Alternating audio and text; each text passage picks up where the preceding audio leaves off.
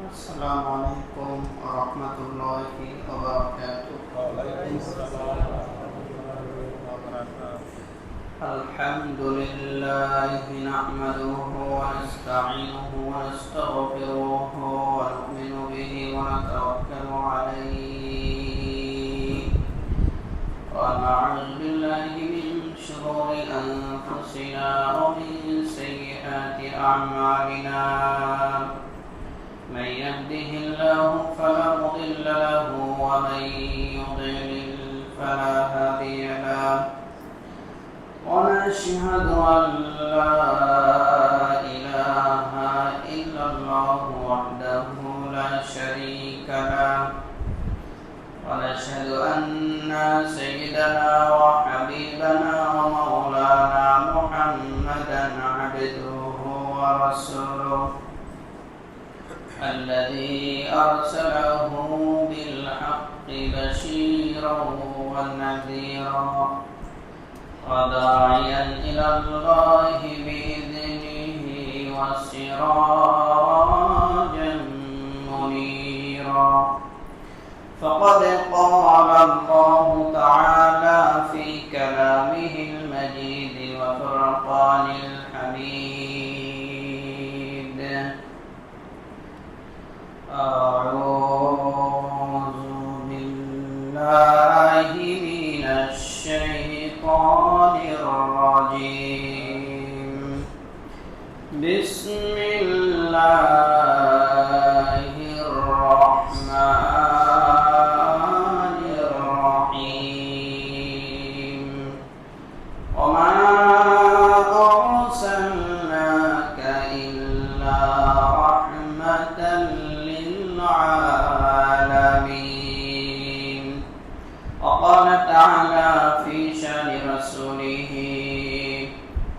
إن الله وملائكته يصلون على النبي يا أيها الذين آمنوا صلوا عليه وسلموا تسليما. اللهم صل على محمد وعلى آل محمد كما صليت على إبراهيم وعلى آل إبراهيم إنك حميد مجيد. اللهم بارك على محمد وعلى آل محمد كما باركت على إبراهيم وعلى آل إبراهيم إنك حميد مجيد. الحمد لله আল্লাহ সুবহানাহু ওয়া তাআলার দরবারে অসংখ্য অগণিত শুকর আদায় করছি যে মহান রব্বুল ইজ্জত ওয়াল জালাল আমাদেরকে শারীরিকভাবে সুস্থ থেকে দুনিয়ার সমস্ত ফিতনা ফাসাদ থেকে মুক্ত করে প্রতি সপ্তাহের ন্যায় এই সপ্তাহেও মসজিদে এসে জুমার সালাত আদায়ের জন্য বসা এবং কোরআন ও হাদিস থেকে কিছু কথা বলা ও শোনার তৌফিক যে মহান রব্বুল আলামিন আমাদেরকে দান করলেন, সেই মহান সত্তার দরবারে কালিমাতুশ শুকর আদায় করছি। আলহামদুলিল্লাহ। লক্ষ কোটি দরুদ ও সালাম বর্ষিত হোক মানবতার বন্ধু মুহাম্মদুর রাসূলুল্লাহ সাল্লাল্লাহু আলাইহি ওয়াসাল্লামের উপর। সম্মানিত ভাইয়েরা, আপনারা সকলে জানেন এটা রবিউল আউয়াল মাস। কোন মাস? রবিউল আউয়াল মাস। এই মাসে অধিকাংশ ঐতিহাসিক মুহাদ্দিসিনদের মতে এই মাসে মুহাম্মদুর রাসূলুল্লাহ সাল্লাল্লাহু আলাইহি ওয়াসাল্লামকে আল্লাহ রাব্বুল আলামিন দুনিয়াতে পাঠিয়েছেন।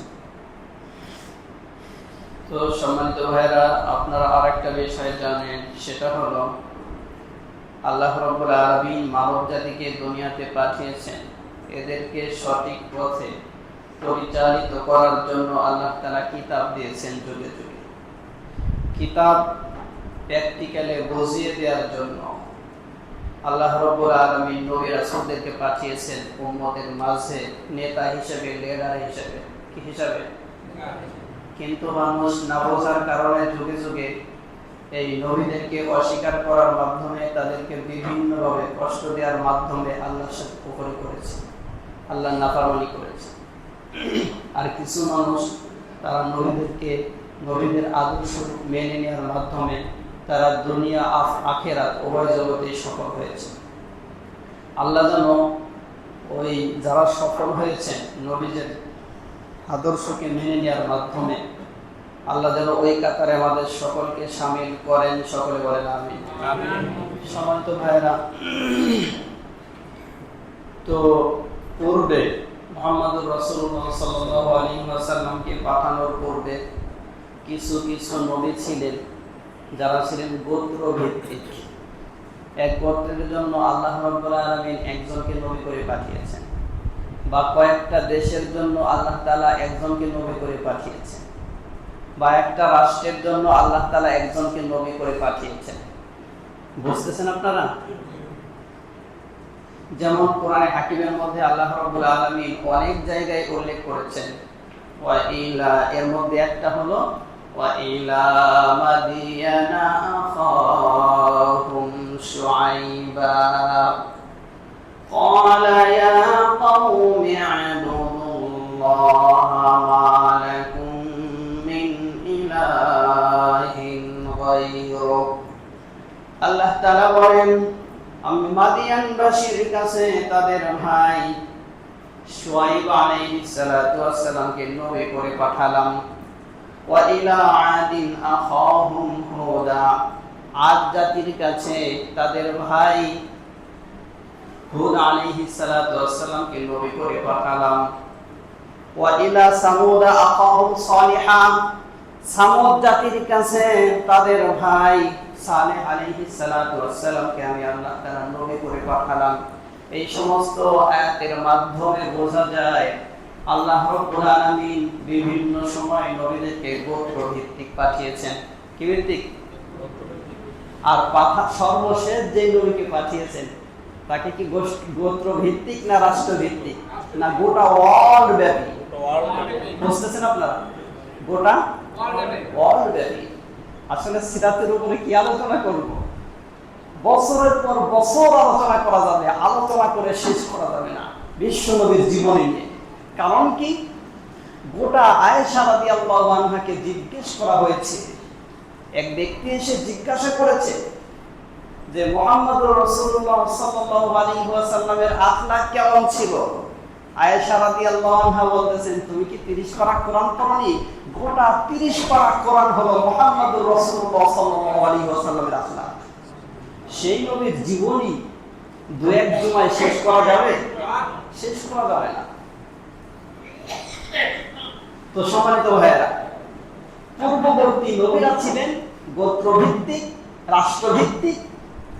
কেউ ছিলেন এক দেশের জন্য, কেউ ছিলেন এক এক গোত্রের জন্য। আবার এক সময় দেখা গেছে একাধিক নবীও কাজ করেছেন জমিনে, এমন দেখা গেছে। যেমন ওই যে মুসা আলাইহিস সালাতু ওয়াস সালামের শ্বশুরের নাম কি?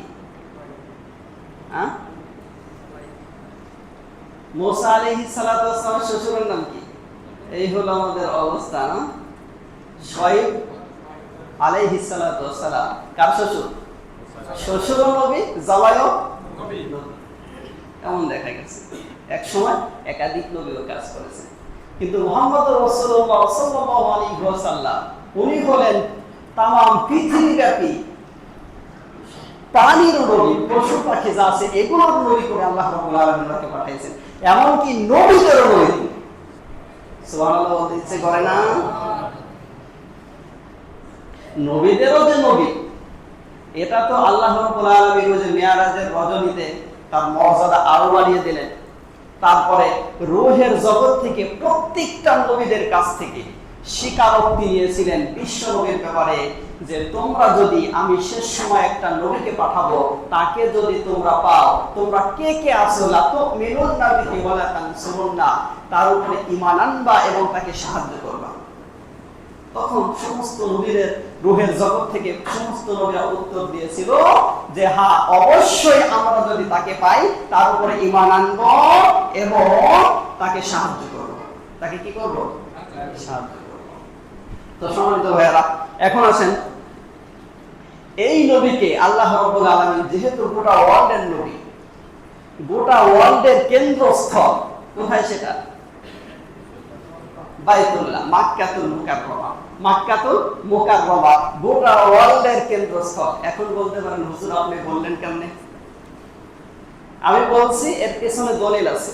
মাক্কাতুল মুকাররমাকে ওয়াসাতুল আরদ বলা হয়, গোটা ওয়ার্ল্ডের কেন্দ্রস্থল। এখন যদি আপনার বিশ্বাস না হয় সেটা দিয়ে ভাবতে শুরু করেন, পারবেন না?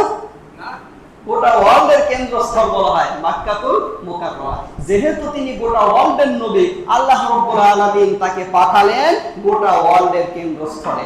ইতিহাস যাদের জানা আছে, বাংলাদেশে, তারপরে ভারতে, পাকিস্তানে, এই সমস্ত রাষ্ট্রে ইসলাম আসছে কিভাবে, এই ইতিহাস যাদের জানা আছে, ইসলামের ইতিহাসের উপরে যাদের ধারণা রয়েছে, এরা বুঝতে পারবেন ওই গোটা ওয়ার্ল্ডের কেন্দ্রস্থল ছিল মাক্কাতুল মুকাররমা, এখন আছে।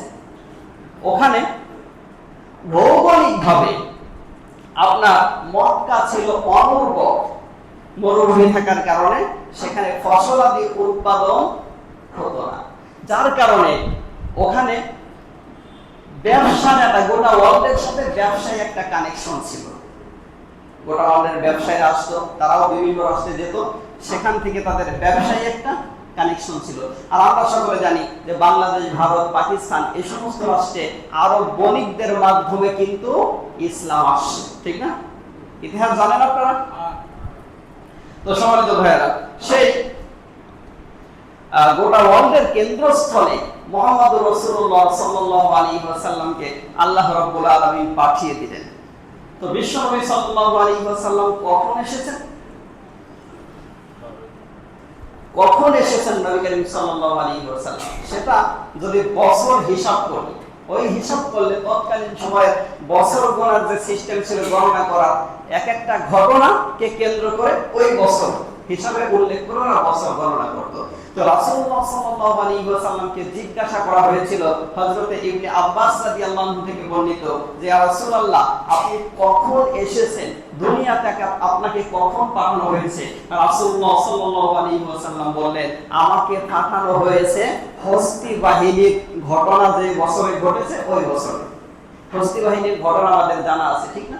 ওই ইয়েমেনের বাদশা, গভর্নর আল্লাহর ঘর বাইতুল্লাহকে নিশ্চিহ্ন করে গুড়িয়ে দেওয়ার জন্য এসেছিল। আল্লাহ রাব্বুল আলামিন ওদেরকে শায়েস্তা করেছিলেন ছোট্ট ক্ষুদ্র এক ঝাঁক পাখির মাধ্যমে। আল্লাহ রাব্বুল আলামিন ওদেরকে দুনিয়া থেকে একেবারে নিঃশেষ করে দিয়েছিলেন। এখানে শিক্ষা আছে কি নাই?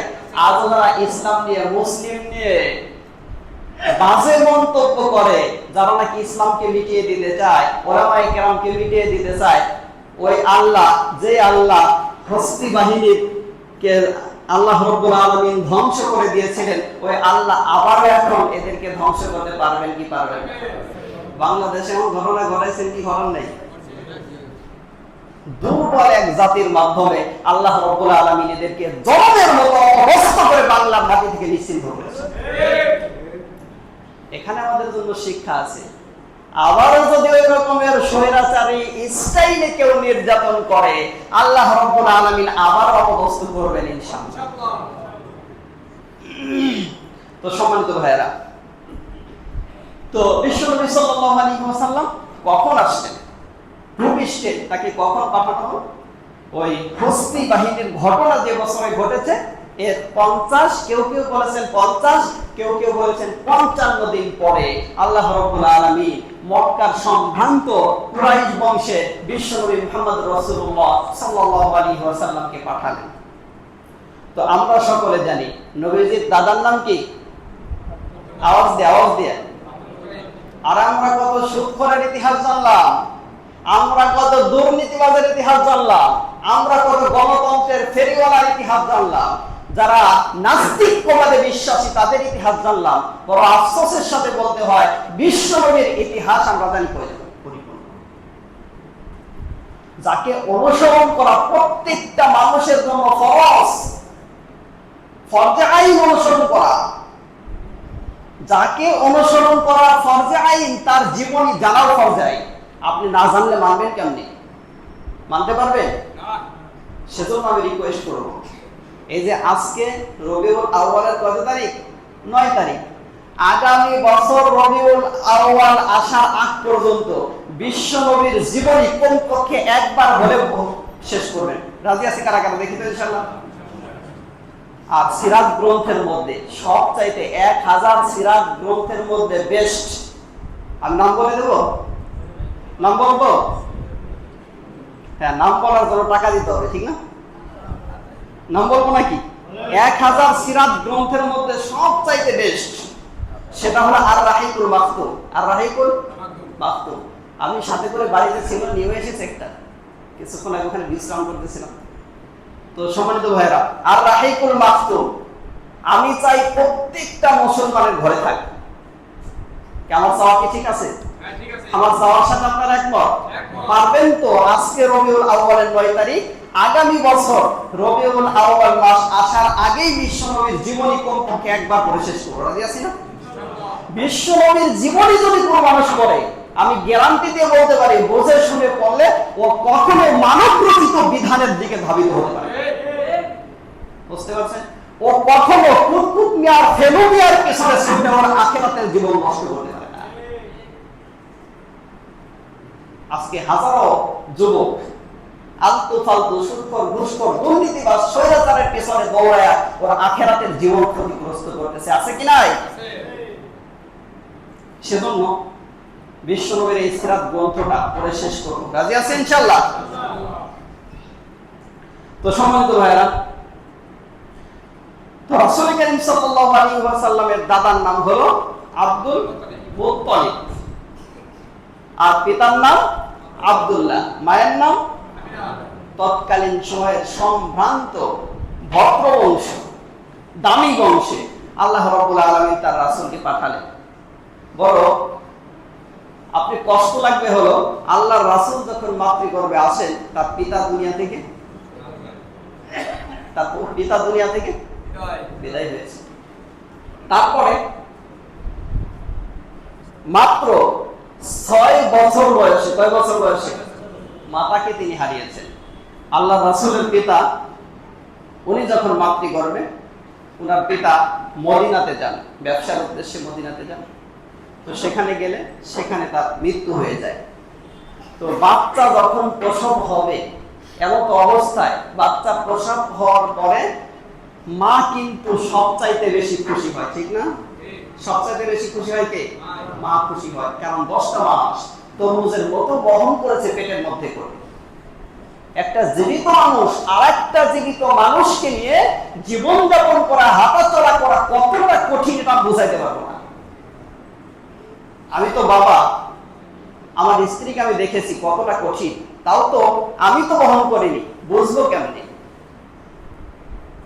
বাচ্চা যেদিন কনসেপ্ট করে সেদিন থেকে, এখানে নসিহা আছে, আজকে একটা জানাজা দিয়ে আসছি, তো এখানে নসিহা আছে আমাদের জন্য। বাচ্চা যেদিন কনসেপ্ট করে সেদিন থেকে একটা মা মাছের গন্ধ সহ্য করতে পারে না, গোশের গন্ধ সহ্য করতে পারে না, বমি বমি ভাব, অস্বস্তিকর একটা ব্যাপার, ঠিক না? তারপর একটু চিন্তা করেছেন, আমরা পুরুষ মানুষ, শুধু আমরা না, মহিলাদেরও পেটের মধ্যে যদি সামান্য একটু পাথর হয়, কতটা কষ্ট হয়, পেটে কত পেইন হয়। আর একটা বাচ্চা পেটের মধ্যে লাথি মারে, ঘুষি মারে, কত রকমের সমস্যা। একটা মা এভাবে একটা দুইটা দিন নয়, 10 মাস পেটে বহন করে। তাহলে ওই সময় এখানে আমাদের জন্য শিক্ষা আছে মায়ের প্রতি, যার কারণে আল্লাহ রাব্বুল আলামিন কোরআনে হাকিমের মধ্যে স্পষ্টভাবে বললেন। যত জায়গায় আল্লাহ রাব্বুল আলামিন আলোচনা করেছেন কোরআনে হাকিমে, যত বিষয় পিতা মাতার আলোচনা যেখানে আল্লাহ করেছেন, সব জায়গায় আল্লাহ ব্যাখ্যা দিয়েছেন। এত ব্যাখ্যা কোনো ক্ষেত্রে আল্লাহ দেন নাই যত ব্যাখ্যা দিয়েছেন পিতা মাতার ক্ষেত্রে। বুঝতে পারছেন? আজকে বড় অকৃতজ্ঞ আছে না সন্তানেরা? আল্লাহ তাআলা সে কথাই বললেন যে আনিশকুর লিওয়ালি ওয়ালিদাইক, আমার ইবাদতের পর পিতার মাতার তোর প্রতি যে অনুগ্রহ আছে এগুলোর প্রতি কৃতজ্ঞ হওয়া। কি হতে বলছেন আল্লাহ? কৃতজ্ঞ হতে বলেছে। তো সম্মানিত ভাইয়েরা, একজন মা তার ওই 10 মাস 10 দিনের সমস্ত ব্যথা এবং ডেলিভারির যে পেন আছে সমস্ত যন্ত্রণাকে ভুলে যায় যখন সন্তানের মুখ দেখে।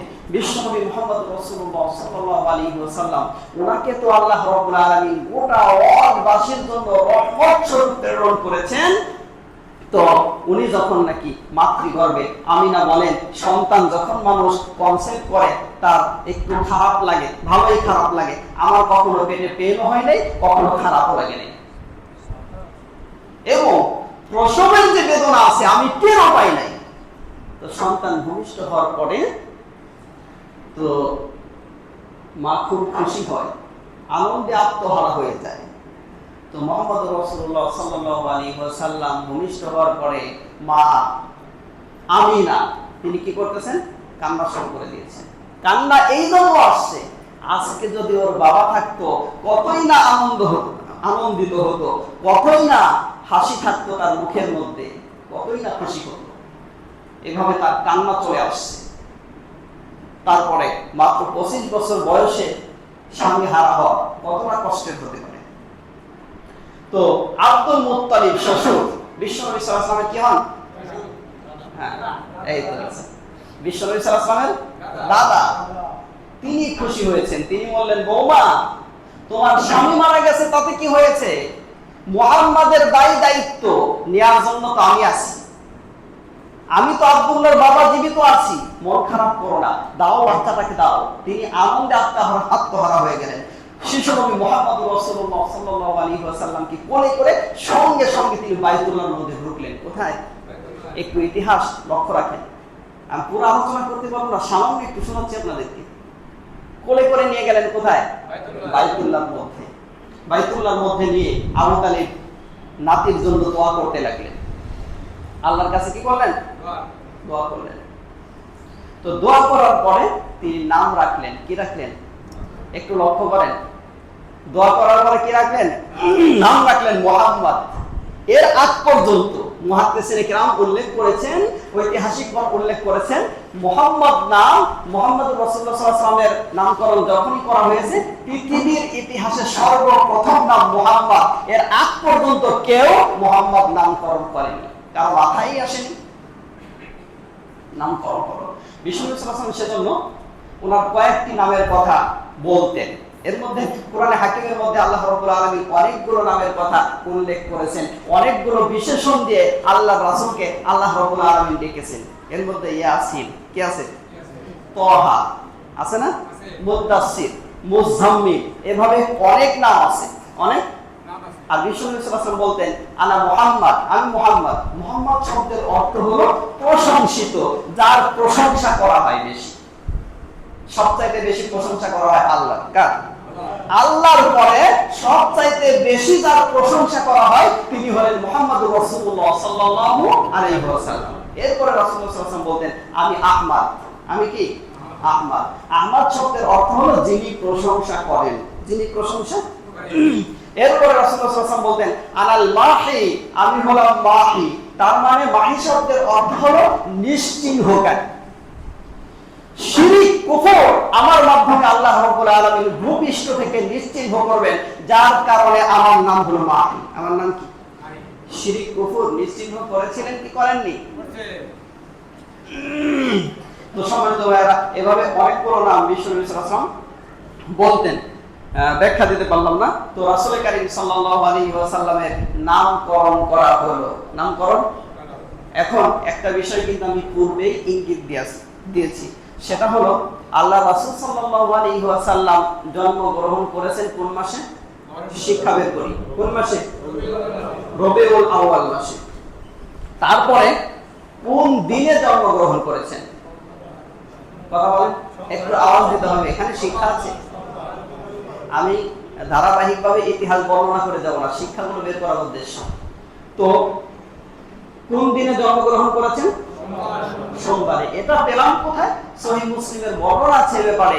রাসূলুল্লাহ সাল্লাল্লাহু আলাইহি ওয়াসাল্লামকে সোমবারের রোজা প্রসঙ্গে জিজ্ঞেস করা হলো, সিয়াম প্রসঙ্গে জিজ্ঞাসা করা হলো, ইয়া রাসূলুল্লাহ, আপনি সোমবারে কেন সিয়াম পালন করেন?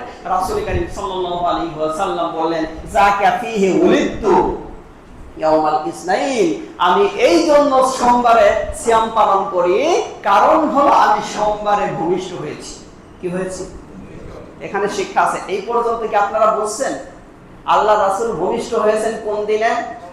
একটু আওয়াজ দিতে হবে। কোন দিনে? কোন মাসে? রবিউল আউয়াল মাস। কোন দিনে? সোমবারে। এই সোমবারে ভূমিষ্ঠ হওয়ার কারণে রাসূল কারীম সাল্লাল্লাহু আলাইহি ওয়াসাল্লাম প্রতি সপ্তাহ দুইটি সিয়াম পালন করতেন। একটা ছিল বৃহস্পতিবার। বৃহস্পতিবারের সিয়াম প্রসঙ্গে আল্লাহ রাসূলকে জিজ্ঞেস করা হলে তিনি বলতেন, বৃহস্পতিবারে সিয়াম পালন করার কারণ হলো যে বৃহস্পতিবারে প্রতি সপ্তাহে একদিন বৃহস্পতিবারে আল্লাহ রাব্বুল আলামিনের কাছে আল্লাহর ফেরেশতারা সাপ্তাহিক আমলনামা পেশ করে, যার কারণে আমি নবী চাই সিয়ামরত অবস্থায় যেন আল্লাহর ফেরেশতারা আমার আমলনামা আল্লাহর কাছে পেশ করে। চিন্তা করছেন? আর সোমবারের ব্যাপারে কি বললেন? এই দিনে আমি ভূমিষ্ঠ হয়েছি। এখন যারা জন্মদিন পালন করতে চায়, কোন দিন? জন্মদিন যারা পালন করতে চায়, তাহলে তাদের কি করতে হবে? কেক কাটতে হবে। কথা বলেন। হ্যাঁ, ডেক সেটের মাধ্যমে নাচানাচি ফালাফালি লাফালাফি করে গোটা ওয়ার্ল্ডবাসীকে জানাইতে হবে, ঠিক না? এটা আমাদেরকে ইসলাম শিক্ষা দেয় না শয়তান শিক্ষা দেয়? হ্যাঁ, শয়তানের অনুসরণ যারা করবে এরা বিপদগামী হয়ে যাবে। কি গামী হবে? বিপদগামী হয়ে যাবে। সেজন্য এই জাতীয় কৃষ্টি কালচার থেকে আমাদের বের হয়ে আসতে হবে। তাহলে জন্মদিন বিশ্বনবী পালন করেছেন, বিশ্বনবী জন্মদিনের কথা স্মরণ করে আল্লাহ রাসূল সিয়াম পালন করেছেন, আল্লাহর শুকরিয়া আদায় করেছেন। কি করেছেন? শুকরিয়া আদায় করেছেন। আর এ জাতি, মুসলিম নামধারী এ জাতি, বিশ্বনবীর আশিক দাবি করা এ জাতি কি করে? শয়তানের অনুসরণ করে। তো সম্মানিত ভাইরা, এরপরে আসেন কোন দিনে জন্মগ্রহণ করলেন এটা আমরা জানতে পারলাম। এরপরে হলো কত তারিখে আল্লাহ রাসূল জন্মগ্রহণ করেছেন বলেন।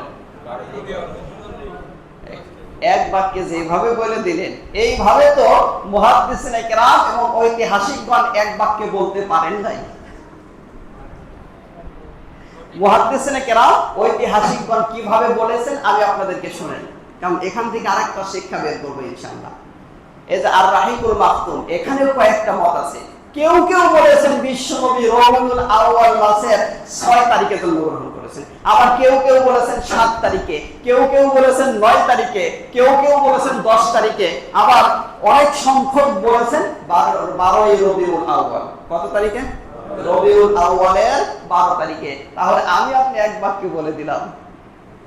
তো সম্মানিত ভাইরা, এখন আছেন এখান থেকে কি শিক্ষা বের হয়? এখান থেকে শিক্ষণীয় হলো বিশ্বনবী জীবনে তার জন্মদিন পালন করেন নাই। যে পদ্ধতিতে পালন করা হয়, আল্লাহ রাসূল জীবনে কোনোদিন জন্মদিন। এখন আসেন জন্মদিন এটার আরবি কি, অ্যারাবিক কেউ বলতে পারবেন? জন্মদিন এটার আরবি কি? মিলাদ। কি বলে? আর মিলাদুন নবী মানে নবীর জন্মদিন। মিলাদুন নবী মানে কি? এই যে মিলাদুন নবী, এই শব্দটা ফার্সি, অ্যারাবিক, ইংলিশ না বাংলা? কেবল বলেছে কোন শব্দ? আরবি শব্দ, অ্যারাবিক শব্দ। মিলাদুন নবী তার মানে হলো নবী করিম সাল্লাল্লাহু আলাইহি ওয়াসাল্লামের জন্মদিন। এখন বিশ্বনবী, আপনাদের কাছে প্রশ্ন, বিশ্বনবী যদি জন্মদিন পালন করে থাকবেন তাহলে কেন ঐতিহাসিক এবং সাহাবীদের ডেট জানা নাই? তাহলে আজকে যারা প্রচলিত পদ্ধতিতে মিলাদুন নবী পালন করে এরা বিশ্বনবী সাল্লাল্লাহু আলাইহি ওয়াসাল্লামের আদর্শ থেকে দূরে সরে গেছে। বুঝতে পারছেন? আর ওই যে খুতবার মধ্যে করা হয় কুল্লু বিদআতিন দালালা ওয়া কুল্লু দালালাতিন ফিন্নার, যে প্রত্যেক নব আবিষ্কৃত বিষয় হলো বেদাত, আর প্রত্যেক বেদাত হলো গোমরাহি, প্রত্যেক গোমরাহি মানুষকে জাহান্নামের দিকে নিয়ে যায়। বুঝতে পারছেন? এখন আসেন, আবার অনেকে প্রশ্ন করতে পারেন তাহলে বিশ্বনবীর মিলাদ কে অস্বীকার করলো? আজ পর্যন্ত কোন আলেম বিশ্বনবীর মিলাদ কে অস্বীকার করে নাই। কেউ কি বলছে নবী করিম সাল্লাল্লাহু আলাইহি ওয়াসাল্লাম জন্মগ্রহণ করেন নাই? কোন আলেম এই কথা বলেছেন? কিন্তু প্রচলিত পদ্ধতিকে উলামায়ে কেরাম প্রত্যাখ্যান করেছেন, কারণ এটা বেদাতি পদ্ধতি। আজকে যারা এই কাজ করে আল্লাহ রাসূলকে বোঝায়, হে রাসূল আপনার আর কত ভালোবাসবো, চট্টগ্রাম, সিলেট সহ অনেক অঞ্চল আছে বাংলাদেশের, ওরা 12 রবিউল আউয়াল আসলে মিলাদ কিয়াম করে শহরের যত মিষ্টি আছে সব খায় সাফ করে ফেলায়। আল্লাহ রাসূলকে বুঝাইতে চায়, হে রাসূল আপনার আর কত ভালো লাগে, আপনার ভালোবাসায় শহরের সব মিষ্টির দোকানগুলো খালি করে ফেলেছি। ওদের ব্যক্তি জীবন, ওর পারিবারিক জীবন, সামাজিক জীবন, অর্থনীতি, রাজনীতি, আন্তর্জাতিক জীবন কোন জায়গায় নবীর আদর্শ নাই। বুঝতে পারছেন তো সম্মানিত ভাইয়েরা? তাহলে ওলামায়ে কেরাম কখনো বিশ্ব নবীর মিলাদকে জন্মকে অস্বীকার করেন নাই, কিন্তু প্রচলিত বেদাতি পদ্ধতিকে ওলামায়ে কেরাম কি বলেছেন? গুমরাহি বলেছেন। বিষয়টা কি বুঝতে পারছেন আপনারা? তো আমরা এই পর্যন্ত আসতে পারলাম। আল্লাহ রাসূল সাল্লাল্লাহু আলাইহি ওয়াসাল্লাম প্রশ্ন করে আপনাদেরকে এই বিষয় মাথার মধ্যে থাকতে হবে।